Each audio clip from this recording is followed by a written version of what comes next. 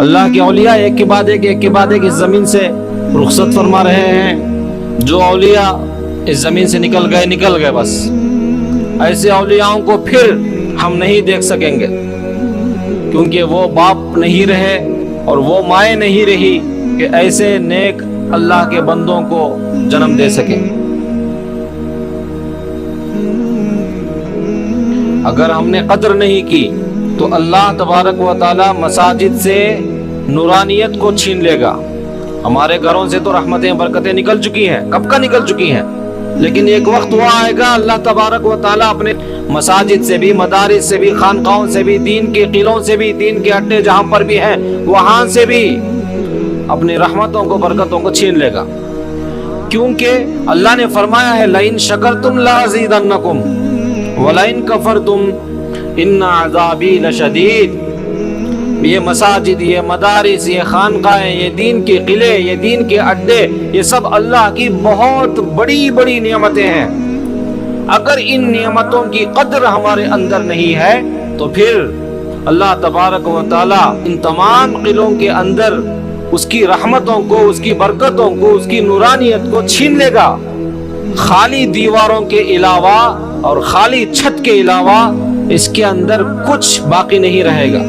اللہ تبارک و تعالی علم کو زمین سے نکال لیں گے قیامت کے قریب، یہاں تک کہ خانہ کعبے کو بھی اللہ تبارک و تعالی آسمانوں پر اٹھا لیں گے.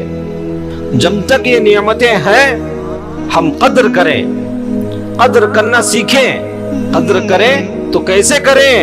اولیاؤں کی سیرت کو دیکھیں، صحابہ کی سیرت کو دیکھیں، تاجدار مدینہ سرکار دو عالم جناب محمد رسول اللہ صلی اللہ تعالی علیہ وسلم کی سیرت کو دیکھیں، پڑھیں، ان کی زندگیوں کو پڑھیں، کتابیں پڑھیں. کتنا وقت ضائع ہو رہا ہے آج ہمارا. تاجدار دو عالم کے امت میں پیدا ہو کر کسی کے 20 سال ہو گئے، کسی کے 30 ہو گئے، کسی کے 40 برس ہو گئے، کسی کے 50 ہو گئے، کسی کے 60 بھی ہو گئے، 70 بھی ہو گئے، لیکن اب تک تاجدار مدینہ سرکار دو عالم جناب محمد رسول اللہ صلی اللہ تعالی علیہ وسلم کی مکمل زندگی کو پڑھ نہیں سکے. تو پھر سمجھیں گے کب؟ کیا حضرت سن رہی ہمیں؟ پڑھنا تو آتا نہیں، پڑھے نہیں، لیکن سن رہی حضرت مسجدوں میں تعلیم کرتی، ہمارے مسجد میں بیانوں میں مشورے میں جا کو سن لے گاتے ہیں. صرف کہنا مقصود نہیں ہے، صرف سننا مقصود نہیں ہے، سرکار دو جہان کی سیرت کو سمجھنا ضروری ہے، سمجھنا ضروری ہے. جو خلاف تھے سرکار دو جہان کی جب وہ سمجھ گئے تو پھر وہ اللہ کے لاڈلے بن گئے. جو اللہ کے حبیب کی سیرت کو سمجھا وہ اللہ کا حبیب بن جائے گا، وہ اللہ کا لاڈلا بن جائے گا، وہ اللہ کا ولی بن جائے گا. ہم لوگوں کو تو بس کہنے کی عادت ہو گئی ہے، سننے کی عادت ہو گئی ہے، سمجھنے کے لیے ہمارے پاس وقت نہیں ہے. ہمارا ذہن بھی بزی ہے، ہمارا دل بھی بزی ہے کسی اور کے چکر میں، ہمارے قدم بھی بزی ہیں، ہمارے ہاتھ بھی بزی ہیں. سیرت کی کتاب کو چھینے کے لیے بھی ہمارے ہاتھ کو توفیق نہیں ہے، ہمارے ہاتھوں کو وقت نہیں ہے ہمارے پاس. نبی علیہ الصلوۃ والسلام کی سیرت کو پڑھنے کی اور سمجھنے کے لیے ہمارے پاس وقت نہیں ہے. واہ واہ کیا امتی ہے ہم، واہ.